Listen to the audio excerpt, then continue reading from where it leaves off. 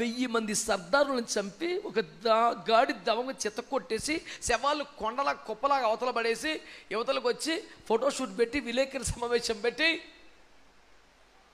సుచిత్ర 1000 మందిని కొట్టి చంపిన వీరుడు శాంసన్, పేపర్లో బ్యానర్ టైటిల్ పెట్టో. సింపుల్గా 1000 మందిని సాగుకొట్టి బండ సందులో కూర్చున్నాడంట. నీకు అదేం కర్మరా? నువ్వు సింహాన్ని చంపినోడివి, 300 లక్కలు పరిగెత్తి పట్టుకున్నవాడి, ఫిలిస్తీన్లు గోధుమ చేలు తగలబెట్టిన వాడి, 1000 మంది ఫిలిస్తీన్ సర్దారులని తొడలతో తుంట్ల వరకు విరిచి చంపేసినోడివి, పచ్చి గాడి దవడ ఎముకతో ఫిలిస్తీన్లు కొట్టి శవాలు గుట్టబోసినోడివి. నీ రేంజ్ అంటే కోట గోడ అడ్డ గడియలు ఓడబెక్కిసినోడివి. నువ్వు ఎక్కడ ఉండాలా? ఏతాము బండ సందులో బస చేశాను కాదు, నివసించను. అంటే తాత్కాలికంగా కాదు, అతను పర్మనెంట్ ప్లేసే. సాధించేవేమో సింహాలు చంపడమా, కోట కోడలు ఓడబీకి కొండ మీదకి ఎసర్చమా, 1000 మంది సర్దారులు ఇరిచి చంపేయటమా, పచ్చి గాడిద దవడ ఎమకతో శవాల గుట్ట పేరు చేయటమా, సంఖ్యలను తారపోగల్లాగా తెంపేయటమా. ఇన్ని బీభత్సాలు చేసి వచ్చి సింపుల్గా ఎక్కడ ఉన్నాడు? బండ సందులో. ఒదిగి ఉండడం, తగ్గి ఉండటం, దాగి ఉండటం చేతకట్లా చాలా మందికి. ఇడు 10 రూపాయలు పనిచేయడు, అడవుడి మాత్రం బేబచ్చంగా ఉంటుంది. అర్థమైన స్తోత్రం చెప్పండి. శాంసన్ కనబడుతున్నాడా మనకి? గొలియాతును ఒక్క దెబ్బకి చంపి తలకాయ నరికి ఆడి కత్తి ఒక చేతిలో, ఆడి తలకాయ ఒక చేతిలో పట్టుకొచ్చి సౌలు గారి కాలకాడ పెట్టి చేతులు కట్టుకొని సౌలు పంపిన కల్లా చోట్లకెల్లా పోయి సుబుద్ధి కలిగి మరి చేసుకొని చూవచ్చును. అదే మన బ్యాచ్ ఎలా ఉంటుంది?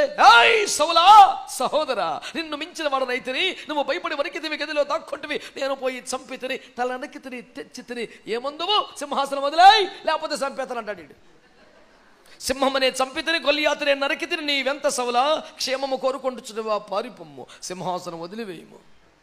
కాళ్ళకాడ పెట్టి చేతులు పంచుకొని నువ్వేం చెప్తే అది చేస్తాను మహాప్రభ అంటున్నాడు.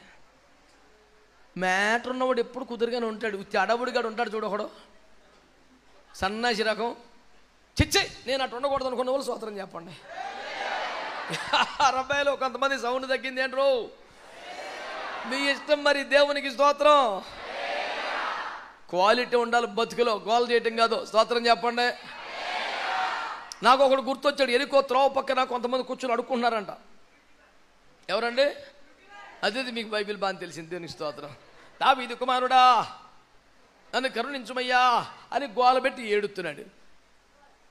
యేసు ప్రభు వారు అనేక మందిని బాగు చేస్తా వాళ్ళ విశ్వాసాన్ని పరీక్షిస్తున్నాడు. ఈ లోపు నర్మాయ్,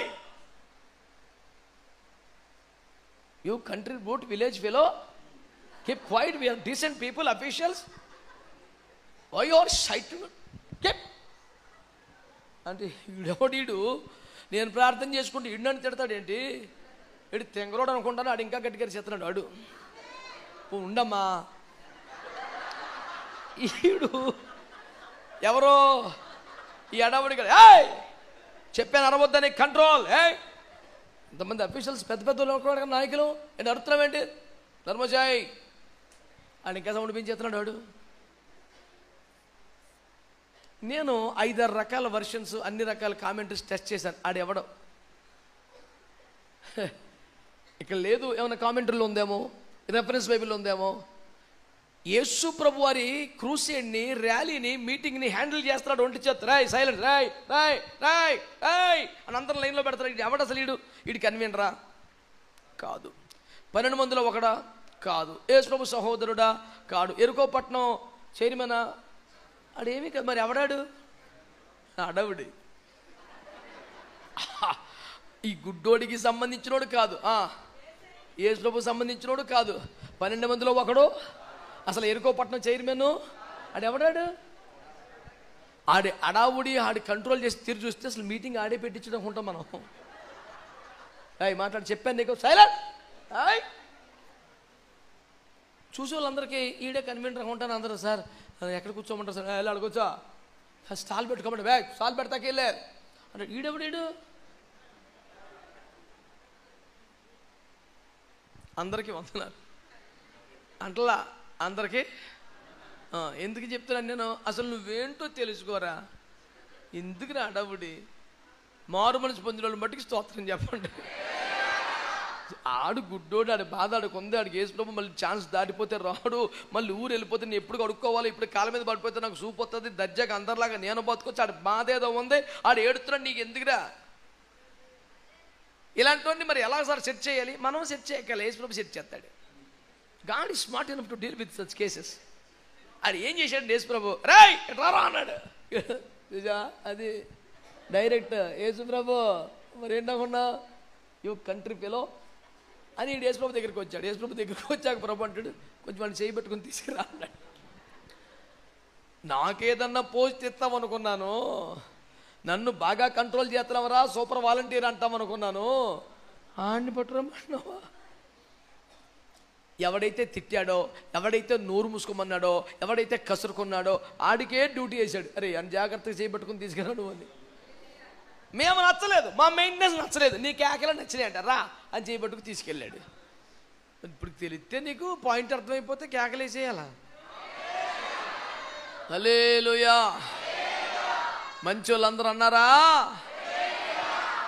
దేవునికి స్తోత్రము కలుగునుగాక. అందరు చెప్పండి హల్లెలూయా. దేవుని వాక్యం ఏం చెప్తుంది? ఇప్పుడు దుఃఖపడువారు అనండి గట్టిగా, ఇప్పుడు దుఃఖపడువారు అనండి గట్టిగా.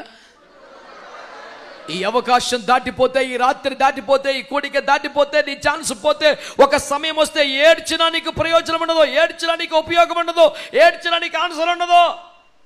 మా సంఘంలో చిన్నప్పటి నుంచి భయభక్తులు కలిగి పెళ్ళిన చిన్న పిల్ల ఇంటర్మీడియట్ వయసుకు వచ్చేసింది. ఇంటర్మీడియట్కి వచ్చేసి బైపీసీ తీసుకున్న కంచి శనివారం ప్రార్థన కొత్త మానేసింది. ఆదివారం వచ్చినా ఎప్పుడెప్పుడు అయిపోద్దా పారిపోతున్నట్టుగా ఉంటుంది. ఏంటి పిల్ల చాలా భక్తి కలిగి పెరిగింది కదా, సడన్గా మొత్తం ప్రోగ్రాం మారిపోయింది ఏంటి అని ఒకసారి కేకేశాను. ఈ పిల్ల ఇట్రా అన్నాను. అంకుల్ ప్రార్థన చేస్తున్నావా అన్నా. ఇది వరకుట్లాగా కుదరట్లేదు అంకుల్. బైపీసీ అయితే రికార్డులు అంకులు రాయలేక చచ్చిపోతున్నాను. నేను రాస్తున్నాను, మా అన్నయ్య రాస్తున్నాడు, మా మమ్మీ రాస్తుంది, అయినా సరిపోవట్లేదు. ముగ్గురు చదువుతున్నారు బైపీసీ ఆ కొంపలో. ముగ్గురు రికార్డులు రాసి నానా సావులు చచ్చిపోయిన ఫలితములు తెలియదు. మరి నువ్వు ప్రార్థనా జీవితం వదిలేసేవేంది బిడ్డ? చక్కగా చిన్నప్పుడే బాగా ప్రార్థన చేసుకునేదానివి. ఓ గంట ప్రార్థన చేస్తే కానీ స్కూల్కి వెళ్ళేదానివి కదా, ఇట్ట మారిపోయేవేంట్రా అంటే టైం వస్తూనే ఉండట్లేదు అంకుల్, నాకు కూడా బాధగానే ఉంది కానీ అసలు సరిపోవట్లేదు అంకుల్ అందే. నేను అన్నాను, బాధపడకు బిడ్డ, రేపు ఎలాగో పాతాళం వెళ్తావు కదా, అక్కడ చేసుకుంది కానిలే, ఎన్ని యుగాలైనా ప్రార్థన చేసుకోవచ్చే బాబు, నీకు తిరిగి ఉంటుందంటే. అంకుల్ మరి అంకుల్ అంతే, ఆ ధనవంతుడు తెగ చేసేస్తాడు ప్రార్థన. చూసావా ఎక్కడ? నాకు 5 సహోదరుల కారణం, వాళ్ళు నా వల్ల నశించిపోయిన ఆత్మల భారం వచ్చేసింది అడిగి. అమ్మో ఎంత ప్రార్థన పరుడు, నశించిపోయే ఆత్మల కొరకు అంగలారుస్తున్న ధనవంతుడు ఎక్కడా? విజయనగరం అంగలార్పుకోవటంలో కాదు, ఆడు పాతాళంలో పెట్టాడు కోటం. నేను అన్నాను, ఇక్కడ ప్రార్థనకి రాకపోయినా ప్రార్థన చేసుకుపోయిన పర్లా, ఉత్తినే పాసలు బెదరగొడతారు కానీ ఏం పర్లా, మానేయండి, ఎందుకంటే పాతాళంలో చేసుకోవచ్చు, అక్కడ బాగా అంగలార్చవచ్చు. నేను ఎప్పటికప్పుడు నిప్పెట్టి తగలేస్తూ ఉంటాను. అప్పా ఓ ప్రభు అనొచ్చు నువ్వు. స్తోత్రం చెప్పరే. బాధపడిందా? వామ్మో వద్దనుకుంటే ఇప్పుడు దుఃఖపడువాడు ధన్యులు. దేవునికి స్తోత్రం చెప్పండి ఒకసారి. హల్లెలూయా. దుఃఖ పడకపోవడం ఆదాముకు మైనస్ అయింది, దుఃఖపట్టడం దావీదుకి ప్లస్ అయింది. దుఃఖ పడకపోవడం సౌలుకు మైనస్ అయింది, దుఃఖపట్టడం శాంసన్కి ప్లస్ అయింది. ఏడ్చేస్తే చాలనుకోకు, ఇప్పుడు ఏడితేనే. క్లారిటీ వచ్చిన వాళ్ళు మట్టుకే ఆమేనండి. ఇక రెండో క్లారిటీ, ఇప్పుడు ఏడితే ఓకే, కాకపోతే ఏ పాయింట్ మీద, అసలు ఏ పాయింట్ మీద ఏడుతున్నామని ఏడిచేస్తే చాలా. ఓసారి దేవుని వాక్యాన్ని పరిశీలన చేద్దాం. 2వ కొరింథీ పత్రిక 7వ అధ్యాయం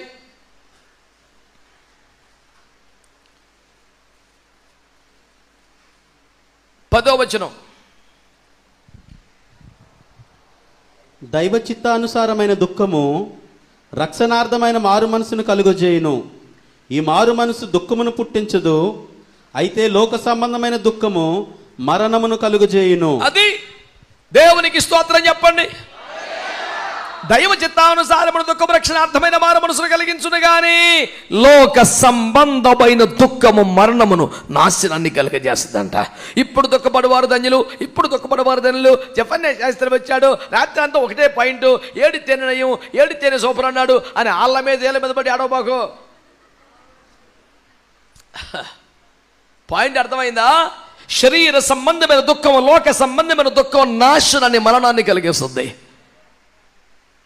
అంటే నాకు తిండి లేదనో, నాకు డబ్బులు లేవనో, నాకు బట్టలు లేవనో, నాకు ఖరీదైన వస్తువులు లేవో, వెండి బంగారం లేవనో, నాకన్నాడు బాగుపడిపోతున్నాడనో, వాడిని దేవుడు దీవించేశాడనో, వాడు నాకన్నా వెనకాల వచ్చి ముందుగా డెవలప్ అయిపోయాడనో, ఏదో ఏదో ఏదో దుఃఖపడుట ధన్యమన్నాం కదా అని పాపిష్టి దుఃఖాలు అనకూడదు సుమా. నీ దుఃఖం శరీరాన్ని బట్టి కలగకూడదు, నీ దుఃఖం లోకాన్ని బట్టి కొట్టకూడదు, నీ దుఃఖం అసూయని బట్టి కలగకూడదు. నీ దుఃఖం దైవ చిత్తానుసారమైందై ఉండాలి. అది దేవుడు మెచ్చే కారణమై ఉండాలి, అది దేవుడు చెప్పిన విషయమై ఉండాలి, అది దేవుడు ఒప్పించిన కారణమై ఉండాలి, అది దేవుడు కోరుకున్న దుఃఖమై ఉండాలి. దైవ చిత్తానుసారమైన దుఃఖం అయితేనే మేలు గాని వాళ్ళ మీద వీళ్ళ మీద పడి తిండి కోసం, డబ్బు కోసం, పదవి కోసం, అసూయతోనో శరీరాశలతోనో ఏడిస్తే అది నీకు మరణం. ఏదో ఏడు చేస్తే పని అవదు, అది నీకు మరణం.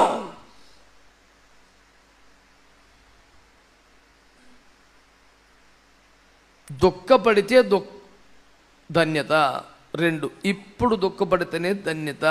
3, అది ఆత్మ సంబంధమైనదైతేనే, దైవ చిత్తానుసారమైనదైతేనే. స్తోత్రం చెప్పండి. హల్లెలూయా. నిజంగా కన్నీటికి అంత విలువ ఉందంటావా? 56వ కీర్తన 56వ కీర్తన 8వ వచనం.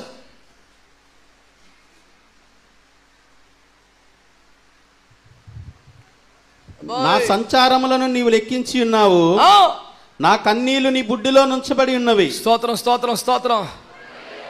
చెప్పండి చెప్పండి చెప్పండి చెప్పండి. ఎవడా నా కన్నీరు? చెప్పాలి చెప్పాలి. నా కన్నీరు నీ బుడ్డిలో నుంచబడి ఉన్నవి. ఇప్పుడు ఒక మాట అంటాను, ఇప్పుడు ఒక మాట అంటాను. నీవే ఆ కన్నీరుకి వచ్చే వ్యక్తి అనుకో, నీ కన్నీరు ఎక్కడుందంట? యేసయ్య బుడ్డిలో. నా ప్రశ్న, మరి నీ బుడ్డిలో ఉందా? ఉండదు. చెంపల మీదకి వచ్చేప్పటికీ కన్నీరు ఆరిపోద్ది. గడ్డం దాకా వచ్చే వాళ్ళకి చాలా తక్కువ. తమ వస్త్రములు తడిచిపోయేంత ఏడ్చేవాడు బహు అరుదు. నీ కన్నీరు నీ చెంపల మీదకి వచ్చేసరికే కరిగిపోతుంది, ఆరిపోతుంది. కానీ ఎన్ని యుగాలైనా ఆ కన్నీరు దేవుని బుడ్డిలో నీ విషయమైన జ్ఞాపకార్థ సూచనగా అలా ఉంటుందంట. స్తోత్రం చెప్పండి ఒకసారి. హల్లెలూయా. నేను అందుకే చాలా సంవత్సరాలుగా ప్రచారం చేస్తున్న ఒక స్టేట్మెంట్ ఏమిటంటే, కన్నీటి ప్రార్థన చేసేవాడు కూడా చచ్చిపోతాడు ఒక రోజు, కానీ అది ప్రార్థనకు సావు ఉండదు. మళ్ళీ చెప్తున్నాను, కన్నీటి ప్రార్థన చేసేవాడు కూడా ఒక రోజున, కానీ అతని ప్రార్థనకి మాట, ఆ కమ్మని మాట చెప్తా నీకు సొమ్మేం పోయింది. నోరంతా బిగించేసి కూర్చున్నావే తమ్ముడా, నోరారా చెప్పవచ్చు కదా నాన్న. ప్రార్థనకి చావు లేదు అనండి, అనండి గట్టిగా, పర్లేదో. మీకు సింపుల్గా చెప్తాను సూత్రం. యాకోబు రాహేలును ప్రేమించి 14 ఏండ్లు కొలువు చేసి పెళ్లి చేసుకున్నాడు. అంతేనా? నువ్వు అందరూ సైలెంట్గా ఉంటే నాకు డౌట్ వచ్చేస్తున్నారు బాబు. అంతేనా? నాకు డౌట్ కారణం ఏంటంటే, ఒక ఆయన కొలువు చేసి ప్రేమించామని పాట రాశాను. నాకు అప్పటి నుంచి టెన్షన్ ఎక్కువైపోయింది కదా. కొలువు చేసి ప్రేమించింది యాకోబు కదా, కొలువు చేసి ప్రేమించింది రాహేలు కదా. మరి మనకేంటి లింక్ ఇందులో? మనల్ని ప్రేమించినోడు ఎవరో అనండి. ఆయన మనల్ని ప్రేమించడానికి ఎవరి దగ్గర కొలువు చేశాడా? చచ్చే, ప్రాణం ఇచ్చి ప్రేమించాడు. దేవునికి స్తోత్రం. కొలువు చేసి నన్ను ప్రేమించామన్నమాట నాకెందుకు కానటం? ఇది యేసుప్రభు కాదు, ఆయనే యజమాని. ఇంకొకటి దగ్గర కొలువు చేయటం యేసు రక్తం ఏం చేయం. అరచు పిల్ల కాకికే కాదు, అరణ్యములోని సింహమును కూడా ఆహారం ఇచ్చేది ఆయనేనంట. దేవునికి స్తోత్రం. 1000 కొండల మీద పశువులు నాది కాదా, వెండి బంగారం నాది కాదా, నాకు ఆకలి అయితే మీకు చెప్తానా, ఏంట్రా మీరు అమాయకంగా మాట్లాడుతున్నాను యేసు ప్రభు. ఆయన అంటే ఎవరి దగ్గర కొలువు చేశాడంట, నా పొరపాడైపోయింది. ఇప్పుడు 14 ఏళ్ళు కొలువు చేసి పెళ్లి చేసుకున్నాడు. నానా బాధలు పడి ఇంట్లోంచి బయటపడ్డాడు. నాకు యాకోబు కావాలి, అలాగే దేవత కూడా కావాలని బొమ్మ ఎత్తుకొచ్చింది ఆ పిల్ల. ఆ నాన్నగారిని మాయ చేసింది. యేసు ప్రభు కన్ను కప్పలేదు కాబట్టి దారిలో చచ్చిపోయింది.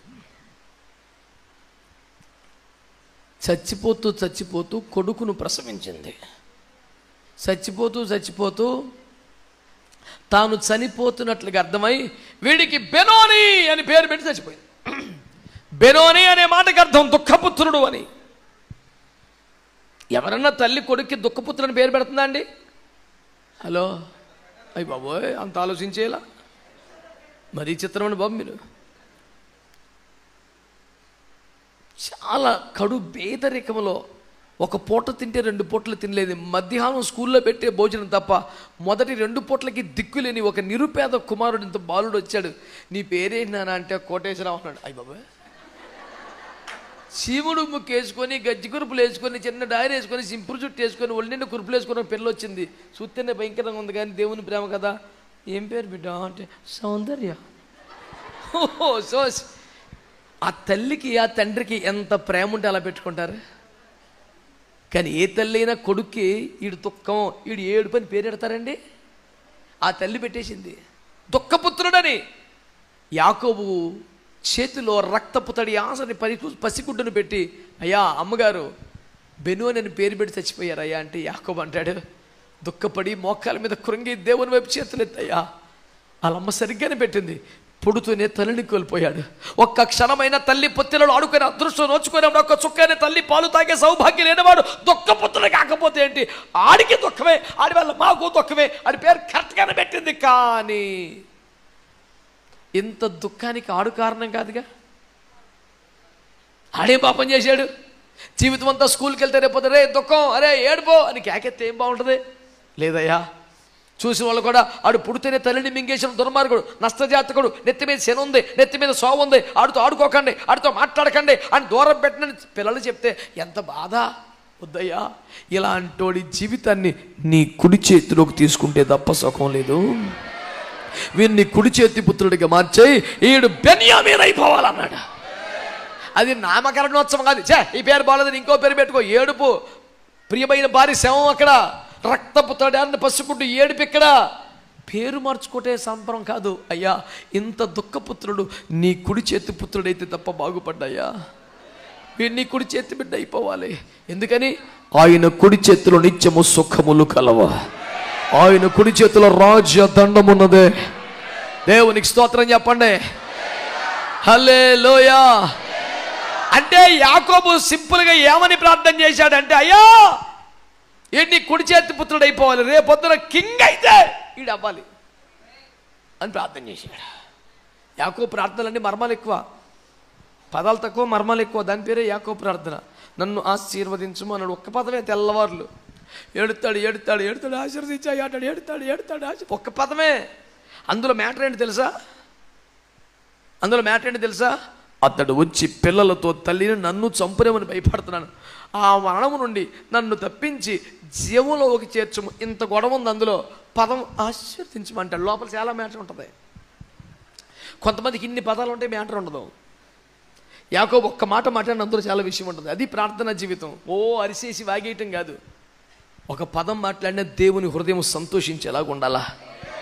మాట్లాడవచ్చు కదా. హల్లెలూయా, హల్లెలూయా. ఈయన్ని కుడి చేతి పుత్రుడిగా చేసుకోయ్యా, రాజకుమారుడిగా మార్చుకో ప్రభా. మా పిల్లలు ఎవరైనా రాజులు అవ్వాల్సి వస్తే ఫస్ట్ ఈయన రాజుగా చేసే ప్రభా. మిగతా 11 మంది కూడా దర్జాగా తల్లి పొత్తిలో ఆడుకున్నారు, ఆనందంగా గడిచారు. అందరికీ అందమైన బాల్యం ఉంది, వీడికి మాత్రం ఏమీ లేదు ప్రభా. వీడిని కుడి చేతిలో పెట్టుకో మహాప్రభో, వీడిని రాజుగా చేసే నాయనా అని ప్రార్థన చేశాడు. సరే కొడుక, ఆయన పేరేంటి? ఆమేన్ అనువాడు అనండి అనేసాడు. ఆమేన్ అనేసాడు. ఈ వీడియో మీకు నచ్చినట్లయితే లైక్ చేయండి మరియు షేర్ చేయండి. సబ్స్క్రైబ్ చేయడం మాత్రం మర్చిపోకండి. సబ్స్క్రైబ్ బటన్ పక్కనే ఉన్నటువంటి గంట సింబల్ కూడా మీరు నొక్కండి. అప్పుడు మాత్రమే మేము అప్లోడ్ చేసే ప్రతి కొత్త వీడియో నోటిఫికేషన్ ద్వారా మీకు అందుతుంది. Thank you for watching.